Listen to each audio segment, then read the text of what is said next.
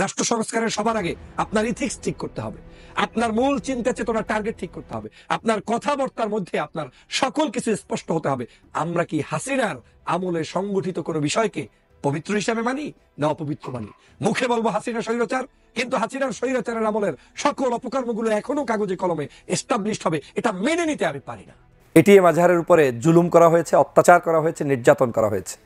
13 বছর পর্যন্ত তাকে জেলের মধ্যে বন্দী রাখা হয়েছে। কেন? কি অপরাধ তার ছিল?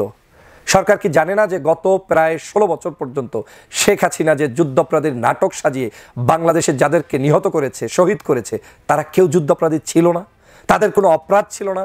এ বাংলাদেশে শেখ হাসিনার যতগুলো বিচার হয়েছে, সব যে দল পেশে বিচার ছিল, সব যে অবৈধ বিচার ছিল, সেটা কি এই সরকার জানে না? তাহলে আজও প্রায় 7 মাস হয়ে যাওয়ার পরেও কেন এখনো এই এটিএম আজহারুল ইসলামের মুক্তির জন্য আন্দোলন করতে হবে কিংবা আন্দোলন স্থগিত করতে হবে? এটিএম আজহারুল ইসলামকে মুক্তির মধ্য দিয়েই সরকারের প্রমাণ করা উচিত ছিল যে বাংলাদেশের এই সরকার একটি নিরপেক্ষ সরকার এবং এই সরকার আওয়ামী লীগের সকল জুলুম অবসান ঘটানোর সরকার। আপনাকে সেটা প্রমাণ করতে হবে।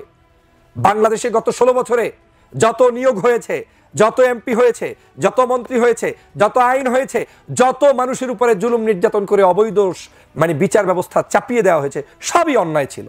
অতএব আপনারা তো গেজেট প্রকাশ করেই বলে দিতে পারেন যে তার যে যুদ্ধাপরাধীর বিচার করেছে, এই বিচার কার্যক্রমটাই অন্যায় পদ্ধতিতে ছিল। অতএব যাদেরকেই বিচার করেছে সবাইকেই তো আপনি খালাস করে দিতে পারতেন। কি ভয় আপনাদের? কি কারণে দিচ্ছেন না? যদি আপনি দিতে দেরি করেন, অপারগতা প্রকাশ করেন, মনে করতে হবে আপনি কোনো না কোনোভাবে শেখ হাসিনার পারপাস সাফ করছেন, আপনি কোনো না কোনোভাবে শেখ হাসিনার সেই সময়ের বিচার ব্যবস্থাকে মেনে নিচ্ছেন, আপনি কোনো না কোনোভাবে শেখ হাসিনার কার্যক্রমকে এস্টাবলিশড বাংলাদেশে সামহাও রেখেই দিচ্ছেন। দেলোয়ার হোসেন সাঈদীকে মৃত্যুর কোলে ঢুলে দিয়েছে যারা, তারা এটা অন্যায় করেছে। এটাকে কোনোভাবেই আমি ন্যায় বলতে পারি না। এটা অন্যায়, অন্যায় ছিল। আমাদের সালাউদ্দিন কাদের চৌধুরী সাহেবকে অন্যায়ভাবে তারা ফাঁসি দিয়েছে।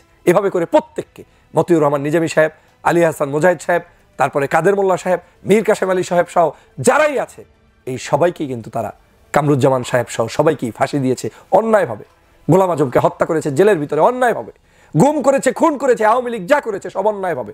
নিজেকে প্রশ্ন করুন, কোথায় ছিল আমান আল আজমি, কোথায় ছিল আরমানের ব্যারিস্টার আরমান? তারা কেন প্রায় 8, 9, 10 বছর পর্যন্ত এইরকম আয়নাঘরে বন্দী থাকবে? কি অপরাধ ছিল তাদের? প্রশ্ন করুন সাগর রুনি কেন হত্যা হবে? প্রশ্ন করুন আজকের এম ইলিয়াস আলী কেন গুম হবে? নিজেকে প্রশ্ন করুন। তাহলে এই সকল অপরাধ যেই শেখ হাসিনা সংগঠিত করেছে, সেই শেখ হাসিনার আমলে সংগঠিত হওয়া কোনো রায়ের এখন কোনো ভিত্তি নেই। আমি এই সরকারকে বলবো, এটিএম আজহারের আজকে, এখন, এই মুহূর্তে যখন কথা বলছি তখন মুক্তি করে দিতে হবে। তারপরে প্রমাণ করতে হবে আপনারা একজন ন্যায়সঙ্গত শাসক এবং বাংলাদেশের মানুষের জন্য কাজ করছেন। শুধু এটিএম আজহার নয়, যত মানুষের উপরে জুলুম হয়েছে, সে বিএনপির নামের হোক, জামাতের নামের হোক, চরমনায়ের নামের হোক, হেফাজতের নামের হোক, শাপলা চত্বরের নামের হোক, যত জায়গায় আওয়ামী লীগ আক্রমণ করেছে, অত্যাচার করেছে, জুলুম করেছে, ফাঁসি দিয়েছে, নির্যাতন করেছে, সকল রায়গুলোকে ডাস্টবিনে ছুঁড়ে ফেলে দিয়ে তারপরে নতুন বাংলাদেশ গঠন করতে হবে।